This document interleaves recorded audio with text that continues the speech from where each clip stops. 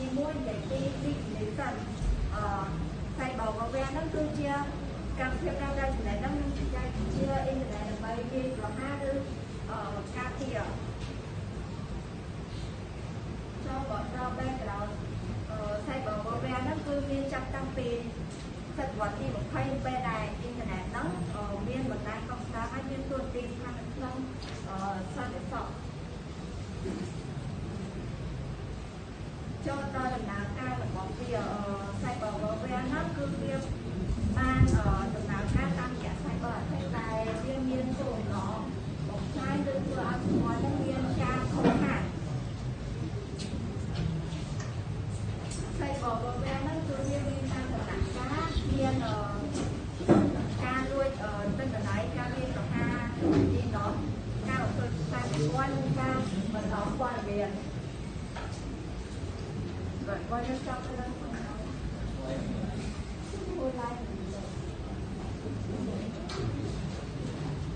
Chị bảo tôi được xương này bạc biết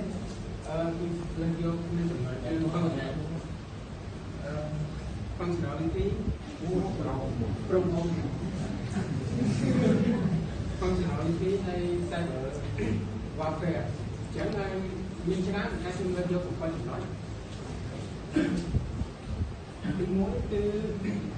espionage ឬក៏ cyber spy ពួកគេគឺលួចព័ត៌មានសំខាន់នៃរដ្ឋាភិបាលក្រុមយោធាឬក៏អាជីវកម្មផ្ទៃក្នុងប្រទេសដែលប្រើវិធីសាស្ត្រប្រើប្រាស់ spyware ឬក៏ phishing ដើម្បីជ្រៀតចូលទៅក្នុងប្រព័ន្ធនោះទី2គឺ cyber threat ឬក៏ disruption ពួកគេគឺបំផ្លាញឬធ្វើឲ្យរាំងស្ទះប្រព័ន្ធត្រូវគឺវិធីសាស្ត្រវាបញ្ហាទៅលើ ICS ឬ concrete ឬក៏ transportation network អញ្ចឹងខ្ញុំសូមបញ្យល់ industrial control system នេះវាគឺជាការរួមបញ្ចូលគ្នារវាង hardware បច្ចេកវិទ្យានិង software ដើម្បីគ្រប់គ្រងឬក៏ដំណើរការទៅលើឧស្សាហកម្មណាមួយអញ្ចឹងទី3គឺតែមាន observation និងហៅការគឺ low structure អញ្ចឹងគោលដៅគឺធ្វើឲ្យគេឬក៏ rank step ទៅប្រព័ន្ធ website ឬក៏គេហទំព័ររបស់រដ្ឋាភិបាលឬអាជីវកម្មអញ្ចឹងវិធីសាស្ត្រគឺផ្ញើសំណើចូលផ្ញើសំណើគឺថាផ្ញើសំណើដែលខ្លាំងចូលទៅប្រព័ន្ធវិទ្យាហ្នឹងដើម្បីឲ្យ access ទៅប្រព័ន្ធវិទ្យាទី3គឺ disinformation ឬក៏ spy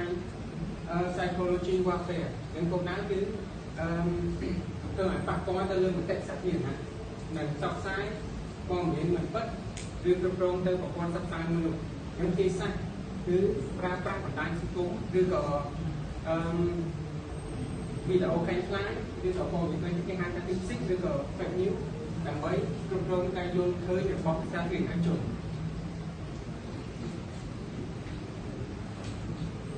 ទី5គឺ financial cyber warfare នឹងគោលដៅធ្វើឲ្យសេដ្ឋកិច្ចកម្ពុជាលាក់ចុះគឺតាមរយៈការវិភាគទៅលើបណ្ដាញធនាគារទីផ្សារវិនិយោគឬក៏ប្រព័ន្ធហិរញ្ញវត្ថុដោយទីផ្សារគឺជិះចូលទៅប្រព័ន្ធធនាគារឬក៏ជាប្រព័ន្ធហិរញ្ញវត្ថុដើម្បីគ្រប់គ្រងនិងធ្វើឲ្យរាំងស្ទះរកប្រតិបត្តិការទាំងអស់នោះទី4 malware attack គឺគោលដៅឆ្លងមេរោគទៅប្រព័ន្ធរបស់ស្ត្រីគេហៅថា malicious software ដើម្បីលួចទិន្នន័យឬក៏លួចទិន្នន័យឬក៏ធ្វើឲ្យបំបត្តិទិន្នន័យឬក៏គ្រប់គ្រងនៅទិន្នន័យទាំងអស់នោះដើម្បី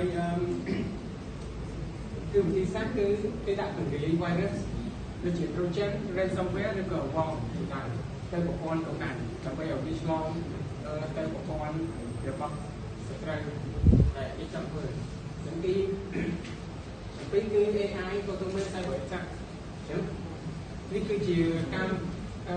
គេហៅថាមុខងារថ្មីភាសាប្រព័ន្ធ AI ឥឡូវគឺគោលដៅគេអាចប្រើ AI ដើម្បីស្វែងរកនៅភាពងាយរងគ្រោះរបស់ប្រព័ន្ធមួយឬក៏ផ្នែកសុវត្ថិភាពណាមួយដល់មកគេដាក់ពង្រាយនៅ virus ដើម្បីវាយប្រហារដោយស្វ័យប្រវត្តិមិនចាំបាច់ធ្វើពេលយូរដូចពីមុនយ៉ាងទី3គឺ AI វាអាចរៀននៅរាល់របៀបកេរ្តិ៍ប្រវត្តិភាពទន់ខ្សោយរបស់ប្រព័ន្ធបានហើយវាក៏អាចបង្កើតមេរោគថ្មីនិងមានពីដំណើរបានដែរពីចំណុចបន្ទាប់ខ្ញុំសូមឧទាហរណ៍ដូចការវិភាគទៅលើប្រទេសអេស្តូនីនៅឆ្នាំ2007 នេះគេចាត់ទុកថាគឺជាការវិវត្តតាមបែបអ៊ីនធឺណិតឬក៏តាម digital ហ្នឹងធំបំផុតនៅលើពិភពលោកកិច្ចការបានបង្ហាញថាហេដ្ឋារចនាសម្ព័ន្ធ digital ផ្សេងមួយអាចរៀងស្ទះការវិវត្តតាមបែប digital បានរៀងស្ទះទាំងអស់តាមបែប digital អញ្ចឹងទីសាស្ត្រក្រុម hacker នឹងបានធ្វើគឺគេបានផ្ញើគេហៅថាគេបានប្រើទីសាស្ត្រ DOS ឬក៏ DDoS ដែលផ្ញើ botnet គេឲ្យផ្ញើទិន្នន័យទៅប្រព័ន្ធ website របស់រដ្ឋាភិបាល Estonia បណ្ដា website ទាំងអស់ឲ្យរៀងស្ទះទាំងអស់ហើយបន្ទាប់មកគេគ្រប់គ្រងទៅលើបណ្ដា website ហ្នឹងមិនឲ្យខាងរដ្ឋាភិបាល Estonia អាចប្រើប្រាស់បានឬក៏គ្រប់គ្រងបានហើយបន្តមកទៀតគេក្រៅពីហ្នឹងគេបានផ្សព្វផ្សាយព័ត៌មានដែលមិនពិតទៅតាមរយៈ online អ៊ីនធឺណិតតាមរយៈអ៊ីនធឺណិតដោយបង្ហាញនៅព័ត៌មានមិនពិតរបស់ Estonia ដើម្បីធ្វើឲ្យសាធារណជនយល់ច្រឡំនិងពិតភ័យនៅក្នុងជាជនរបស់ Estonia ពិតភ័យនៅក្នុង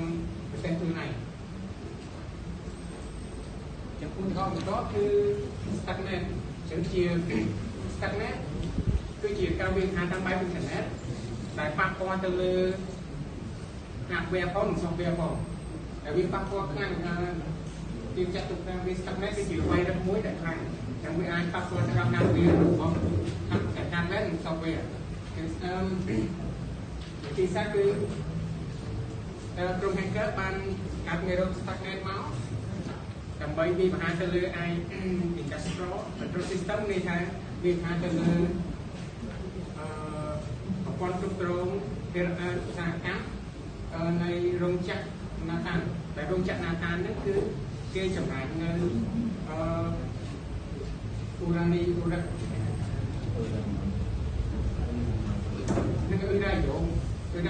ឆ្មាយហាំអ៊ីរ៉ាយ៉ូដែលផលិតវាជា snow នៅក្នុងរបែងប៉ារ៉ាម៉ាណូអញ្ចឹងមេរោគនោះគឺបានគ្រប់គ្រងទៅលើប្រព័ន្ធចម្រាញ់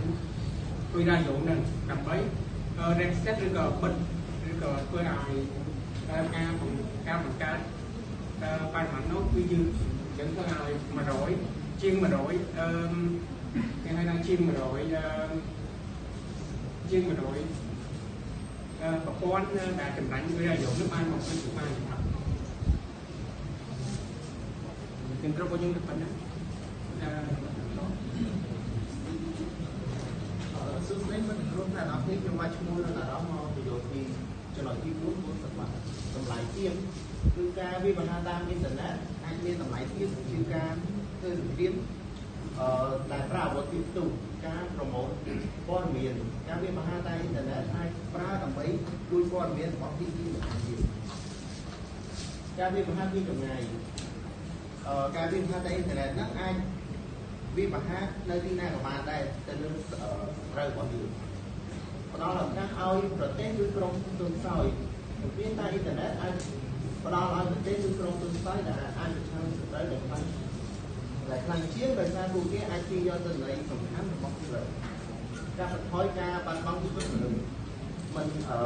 ការវាមហាដីហ្នឹងមិនចាំបាច់ប្រើកងទ័ពឬអាវុធទុននោះដែលធ្វើឲ្យប៉ះពាល់ដល់ជីវិតចំណុចទី5គុណវិបត្តិវាអាចប៉ះពាល់ទៅដល់សេដ្ឋកិច្ចរបស់មីនេះដោយសារការវាមហាដីអាចធ្វើឲ្យកំណើនសេដ្ឋកិច្ចធ្លាក់ចុះអាចបង្កឲ្យមានការបាត់បង់ទិន្នន័យសំខាន់ៗរបស់ប្រទេសមួយប៉ះពាល់ទៅដល់ការរស់នៅរបស់ប្រជាជនដូចបណ្ដាញអ៊ីស៊ីលីសេវាកម្មសុខភាពនិងទំនាក់ទំនងសំខាន់នេះបង្កឲ្យមានការបាត់បង់ការងារដូចពេលយើងមានបង្ហាញទៅលើក្រុមហ៊ុនធំៗរបស់ប្រទេសណាមួយធ្វើឲ្យបុគ្គលិកជាច្រើនបាត់បង់ការងារការធ្លាក់ចុះនៃការជឿជាក់លើចែកជាធ្វើឲ្យជាពលរដ្ឋជាច្រើនគាត់មិនទុកចិត្តលើការជឿជាក់លើចែកជាទៀតដោយសារការប្រើចែកជាលែងមានសុវត្ថិភាពconclusion cyber warfare គឺជាការវាយប្រហារទៅលើប្រព័ន្ធ digital និងបណ្ដាញព័ត៌មានរបស់ប្រទេសមួយដែលវាអាចប៉ះពាល់ដល់ការអភិវឌ្ឍចែកជាផងដែរ ក្រុមខ្ញុំអស់ប៉ុណ្ណឹង